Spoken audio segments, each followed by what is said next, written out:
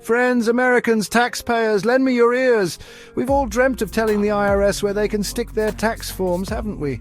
Well, some folks in Washington might be about to make that dream a reality. Enter the FAIR Act of 2025, a piece of legislation so bold, so radical, it would make even your craziest libertarian uncle say, "Hold on now, let's not get hasty. This ain't no minor tweak, folks.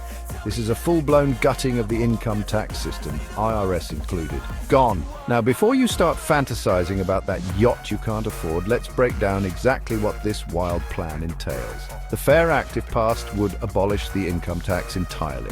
That means no more W-2S, no more 1099s, no more panicked scrambles for receipts come April. Sounds pretty damn good, right? But hold your horses, because there's a catch. A big, potentially economy-crippling catch. Because, see, the government kind of needs money to, run the country. So if they're not taking it from our paychecks, where's all that sweet, sweet cash going to come from? Well, the masterminds behind the FAIR Act have a plan, and it's about as subtle as a sledgehammer to a piggy bank. Tariffs, yep, those pesky little fees we slap on goods imported from other countries. The logic, as far as I can tell, goes something like this. Instead of taxing hard-working Americans, we'll just jack up the price of everything they buy from overseas. That way, those sneaky foreigners will be footing the bill for our government, and we can all sit back and enjoy our tax-free bliss. Sounds foolproof, right? Well, not so fast. First of all, the sheer scale of tariff increases needed to replace the lost income tax revenue is mind-boggling. We're talking potentially hundreds of billions, if not trillions of dollars in new tariffs. To put that in perspective, the average American household already pays about $6,000 per year in hidden tariffs. Imagine that number quadrupling, quintupling, or even more. Suddenly that cheap, Chinese-made flat-screen TV you've had your eye on is starting to look a lot less appealing, isn't it? But hey, maybe you're thinking, I only buy American-made products. This whole tariff thing won't affect me. Well, bless your patriotic heart, but I've got some bad news for you.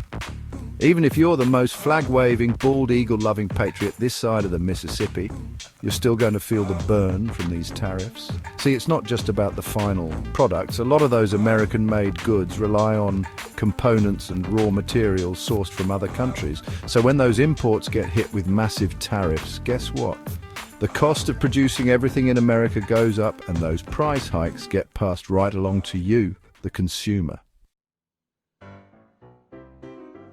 So, let's say we go through with this whole tariff palooza. Who's going to collect all this money? Well, the FAIR Act proposes replacing the IRS with a shiny new agency called the External Revenue Service, or ERS. Catchy, right? Instead of chasing down tax cheats and auditing your grandma, the ERS will be stationed at every port, border crossing and airport, slapping tariffs on anything that moves. Now, setting aside the logistical nightmare of trying to inspect every single thing that enters the country, there's another big question. Will it even work? Will these tariffs actually generate enough revenue to replace the lost income tax? The short answer is, nobody knows. Some economists say it's theoretically possible, while others say it's a recipe for economic disaster. Let's be real, folks. Anytime you mess with the economy, there are going to be unintended consequences. And when you're talking about a change as massive as abolishing the income tax and replacing it with tariffs, those consequences could be huge. The biggest concern, inflation. When you make it more expensive to import goods, those costs get passed along to consumers in the form of higher prices. Think about it. If a company has to pay an extra 25% in tariffs on the raw materials it uses to make its products, it's going to raise its prices to make up for that loss. And when prices go up across the board, guess what happens? Your hard-earned dollars don't go as far. But inflation is just the tip of the iceberg. There's also the potential for retaliation from other countries. If we start slapping huge tariffs on everything they send us, they're not just going to sit back and take it. They're going to retaliate with tariffs of their own, targeting American exports, and that could be devastating for American businesses and workers who rely on international trade.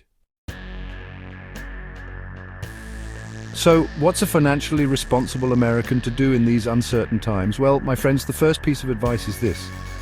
Don't panic. The FAIR Act is just a proposal at this point, and there's no guarantee it will become law. But even if it does, there are steps you can take to protect yourself. First and foremost, start saving. I know, it's not exactly the sexiest financial advice, but with so much uncertainty on the horizon, it's more important than ever to have a financial cushion to fall back on. Second, diversify your investments. Don't put all your eggs in one basket, especially if that basket is labeled American economy. Consider investing in international markets, which may be less affected by the potential fallout from the FAIR Act. Finally, and perhaps most importantly, stay informed. Don't just take my word for it. Do your own research, read up on the FAIR Act, and form your own opinions. The more you know about how this potential policy shift could impact your finances, the better prepared you'll be to weather the storm. And hey, if all else fails, you can always become a smuggler. Just kidding, mostly.